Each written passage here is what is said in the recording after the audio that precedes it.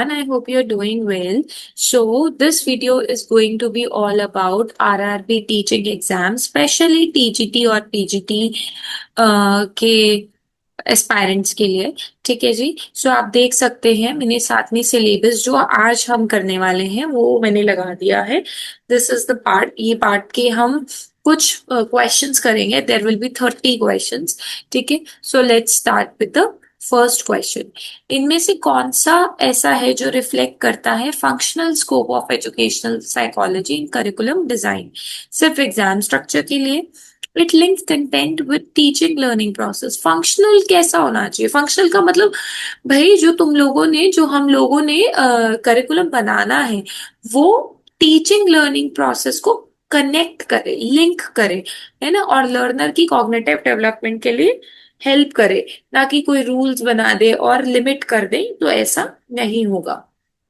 B answer is the correct answer. Next question is education psychology focuses on individual differences. क्यों focus किया जाता है individual differences पे? क्यों? ताकि नॉर्मलाइज कर सके, बच्चों की एबिलिटी को सॉर्ट कर सके। सॉर्टिंग तो नहीं करनी है, पर्सनलाइज टीचिंग दे सके हर बच्चे को अकॉर्डिंगली, उसकी लर्निंग नीड के अकॉर्डिंगली हम पढ़ा सके। Next is which research approach is most commonly use in education psychology? कौन सी सबसे ज्यादा यूज करी जाती है लर्निंग प्रोसेस के अंदर? फिलोसफिकल, केस स्टडी, आर्काइवल या स्टैटिस्टिकल? देखो हम ना केस स्टडी यूज करते हैं, हम कोशिश करते हैं कि केस स्टडी से हम उस चीज को करवा पाए। Then the importance of education psychology किसमें है? यूनिफॉर्म में सबकी एक जैसे असेसमेंट ले लो, टीचर ट्रेनिंग को एनहांस करना है ताकि बच्चे की लर्निंग इंप्रूव हो, स्ट्रीमलाइनिंग सिर्फ एडमिनिस्ट्रेशन पे जोर डालेंगे या फिर सोशल डिस्ट्रैक्शन रिमूव करेंगे? So B is the correct answer. अगर आपको फिर भी किसी भी क्वेश्चन में डाउट लगता है ना, so do let me know in the comment box. I'll check it out and respond you back. Which of the following most accurately describe the relation between education और psychology? कौन सा most accurate बताता है? Education determine the scope, psychology guide करती है education को with कुछ scientific insights देती है बच्चे के बिहेवियर पर और लर्निंग पर, विच इज ट्रू। साइकोलॉजी से स्पेशल बच्चों के लिए होती है, नहीं। या फिर इंडिपेंडेंट डिसिप्लिन, ये भी गलत। So B is the correct answer. Then we have next question. Which of the following is the major criticism of stage theory? प्याजे की स्टोरी की थ्योरी पर कौन सी क्रिटिसिज्म दी थी? ओवर एम्फोसाइज कर दिया था, मेचुरेशन का रूल नहीं बताया था, यूनिफॉर्म प्रोग्रेशन बताया और इंडिविजुअल वेरिएशन के बारे में नहीं बताया, ये और they rely solely on the genetic determination. Basically ना जो करेक्ट आंसर रहने वाला है वो उन्होंने बताया था। उन्होंने एज्यूम किया था कि सभी बच्चे यूनिफॉर्मली प्रोग्रेस करते हैं, इंडिविजुअल वेरिएशन के बारे में नहीं बता। Next we have which developmental domain is most linked with the emergence of self concept in the middle group? किसमें सबसे ज्यादा सेल्फ कॉन्सेप्ट जुड़ा हुआ है मिडिल चाइल्डहुड में? Moral development, physical development, cognitive development या लैंग्वेज? ठीक है, अगर हम बात करें मिडिल चाइल्डहुड की, तो मिडिल चाइल्डहुड में ना कॉग्निटिव डेवलपमेंट सबसे ज्यादा लिंक रहता है। मतलब आप ये बोल सकते हैं कि सेल्फ कॉन्सेप्ट वो ज्यादा मिडिल चाइल्डहुड में आ जाता है। Which of the following reflects the proximo distal? Proximo distal क्या होता है? शोल्डर से बिफोर फिंगर्स, या crawl before sitting, learning to read before speaking, या इमोशनल मेच्योरिटी? देखो एक तो होता है सिफोलोकॉर्डल और एक होता है प्रॉक्सिमो डिस्टल। तो जब हम प्रॉक्सिमो डिस्टल की बात करते हैं तो हम बात कर रहे हैं, जैसे कि मैंने आपको फर्स्ट जब क्वेश्चन बताया था पहले ही दिखा दिया था, शोल्डर से मतलब सेंटर से बाहर की तरफ। ठीक है। Then comes to major difference between growth and development.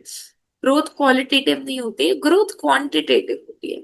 Growth stop at maturity, development yes, development हमेशा कंटिन्यू रहती है, which is the correct answer. Freud psychosexual theory जो थी उसे क्रिटिसाइज किया गया था, क्यों? ओवर एम्फोसाइज कर दिया था एडल्टहुड पे, इग्नोर करा था अनकॉन्शियस मोटिव्स पे, बहुत ज्यादा ना एम्फोसाइज दिया था उसने चाइल्डहुड सेक्सुअलिटी पे, है ना। आपने पढ़ी होगी वो थ्योरी, अगर नहीं पढ़ी है तो चैनल पर है, जाके चेकआउट कर सकते हैं। Next is the questions are now from the theories and measurement from intelligence. Street smart का बोला Sternberg, analytical intelligence, creative, practical और इमोशनल। देखो जब बच्चा प्रैक्टिकल इंटेलिजेंस को यूज कर रहा है ना, इट मीन्स वो बच्चा स्ट्रीट स्मार्ट हो गया। गार्डनर थ्योरी के अकॉर्डिंगली इंटेलिजेंस इन्वॉल्व है मूड में, डिजायर्स में, इंटेंशन में। इंट्रापर्सनल है, इंटरपर्सनल है, लिंग्विस्टिक मतलब लैंग्वेज से, स्पेशल मतलब स्टेट से। So it is going to be interpersonal intelligence. एक एडवांटेज है ग्रुप इंटेलिजेंस को टेस्ट करने का ओवर इंडिविजुअल। देखो ग्रुप में एक ही बार में आपको ज्यादा स्केल में पता लग जाता है, तो ये तो होगा नहीं डायग्नोस में एफिशिएंट फॉर लार्ज स्केल। अगर मुझे किसी को डायग्नोस करना है तो मुझे ये पता लग जाएगा कि अच्छा इस बच्चे को ये कॉन्सेप्ट नहीं आता, चाहे आप टीम बना दो बट टीम में भी इंडिविजुअल मेंबर आंसर करेगा, है ना। Why does the deviation IQ score and Wechsler test represent? What does, sorry, क्या represent करता है IQ? Percentage, mental age divided by chronological age, standardise score या फिर sum of reasoning and memory score. देखो D तो पहले ही गलत हो जाता है, ठीक है। So it is kind of a standardise score related to population mean. Guilford structure, ये तो चलो अब आपने आंसर देख ही लिया है। Guilford structure of intellectual theory क्या एम्फोसाइज करती है? बेसिकली इसमें 150 इंडिपेंडेंट इंटेलेक्चुअल एबिलिटीज पर एम्फोसाइज किया गया था। रैवेंस प्रोग्रेसिव मैट्रिसेस किस पे क्या मेजर करते हैं? Social intelligence, verbal fluency, abstract verbal मतलब बोल के सोशल समाज में रहने की intelligence, abstract reasoning, higher order के क्वेश्चंस भी बच्चा कर सकता है, या फिर academic answer, academic achievement. Correct answer is C. Next questions are from learning and motivation. Classical conditioning जो बेल थी पावलोव एक्सपेरिमेंट में, वो क्या थी? तो बेसिकली उसको कंडीशन कर दिया था, कंडीशन स्टिमुलस थी। जब बेल बजती थी तब उसके डॉक्यूमेंट में पानी आ जाता था।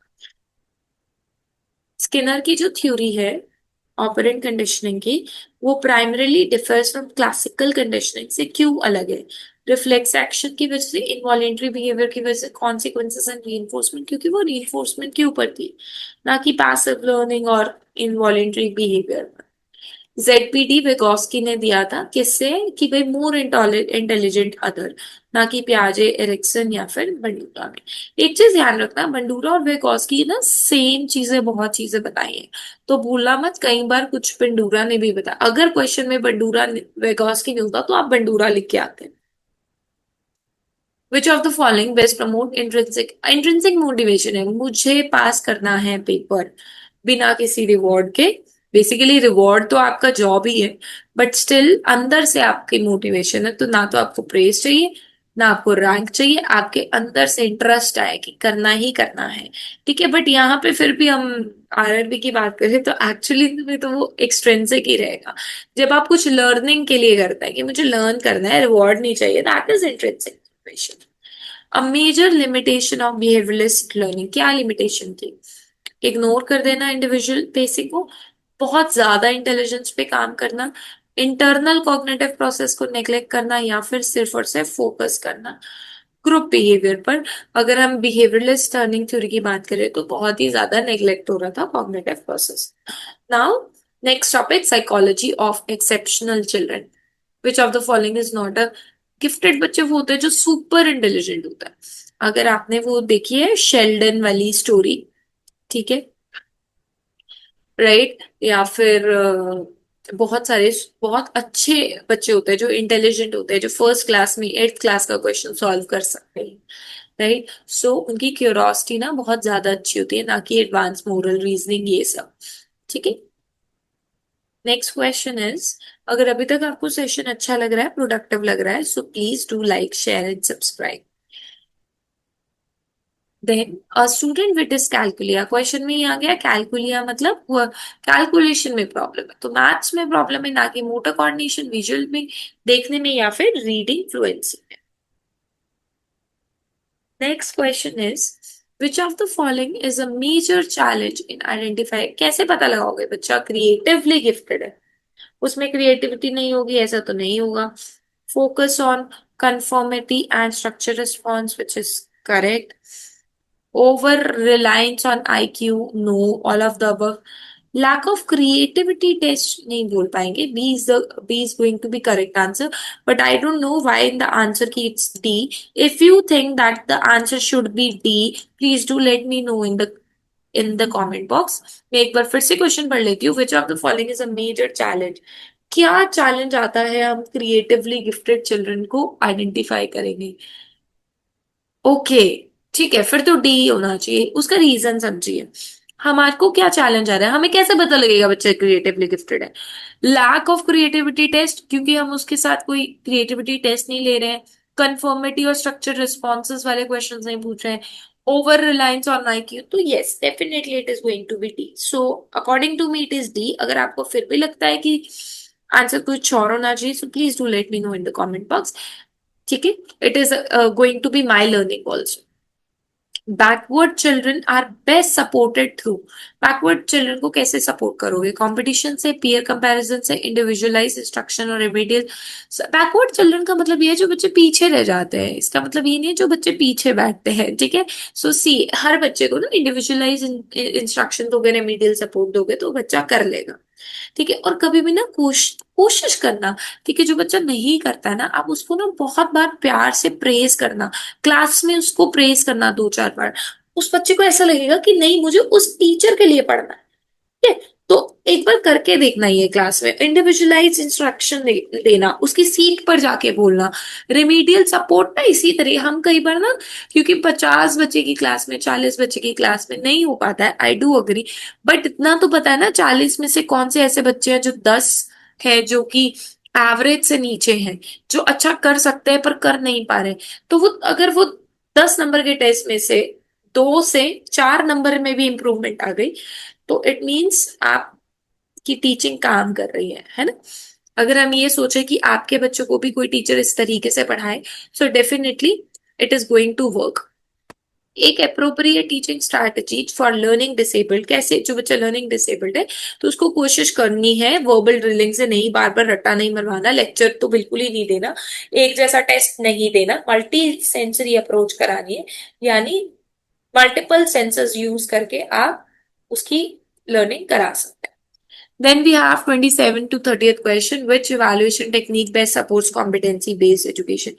Competency based competition education में कौन सपोर्ट कर रहे हैं? नॉर्म सेट कर दिया है, क्राइटेरिया सेट कर दिया है, एनुअल स्टैंडर्डाइज टेस्टिंग करा रहे हैं, या IQ बेस्ड रीजनिंग. सो अगर बेस्ट सपोर्ट कॉम्पिटेंसी देख रहे हैं ना, तो criteria reference assessment is going to be the correct. Formative assessment जो कि साथ साथ ले ली जाती है, ना कि सर्टिफिकेशन के लिए, ना रैंक के लिए. बिल्कुल कॉन्टिन्यूअस फीडबैक के लिए, ताकि हमें भी पता रहे कि इतना बच्चे ने सीखा, हम उसी के ऊपर काम कर रहे हैं. विच of the following is a limitation of summative. अब भाई समेटिव होता है, फाइनल एग्जाम हो गए, ठीक है, अब वो सिलेबस नहीं आएगा, या मिड टर्म में जो आपके एग्जाम्स होते हैं वो हो गए, वो सिलेबस नहीं आएगा. अब बच्चे ने क्या सीखा? कुछ भी सीखा नहीं, इंप्रूवमेंट की कोई चांसेस नहीं है. ठीक है, अब वो वापस थोड़ी आएगा, बच्चा नए क्लास में चला जाएगा, टाइम बाउंड तो नहीं है. It does not inform future instruction effectively, which is correct. ठीक है, फ्यूचर में क्या चेंजेस लाने हैं ये हमें पता ही नहीं है, क्योंकि अब मार्क्स लग चुके हैं, राइट. ब्लूम टेक्सोनॉमी के अकॉर्डिंगली वो इवैल्यूएशन को कैसे कंसिडर करना है? लोएस्ट, मिड लेवल, एक high order thinking with involving judgement. Basically evaluation में हम जजमेंट तो करते हैं, बट एक हाई ऑर्डर थिंकिंग स्किल होना चाहिए. बच्चा अपनी ब्रेन स्टॉर्मिंग कर डाले. ठीक है, चाहे वो 1 नंबर का एक क्वेश्चन क्यों ना हो, कि हाँ ऐसे नहीं तो ऐसे. ठीक है, I do agree high order thinking skill सारे बच्चों के लिए क्वेश्चंस नहीं होते हैं, बट यस कुछ क्वेश्चंस तो होने चाहिए उस तरीके के. सो 30 क्वेश्चंस पूरे हो गए. आई होप आपको वीडियो प्रोडक्टिव लगा होगा, सेशन अच्छा लगा तो प्लीज शेयर कीजिएगा. लाइक और शेयर किए बिना और सब्सक्राइब किए बिना बिल्कुल मत जाना, क्योंकि एक लाइक एक सब्सक्राइब बिल्कुल मोटिवेशन देता है आपके लिए और ऐसी वीडियोस लाने के लिए. Thank you so much for watching.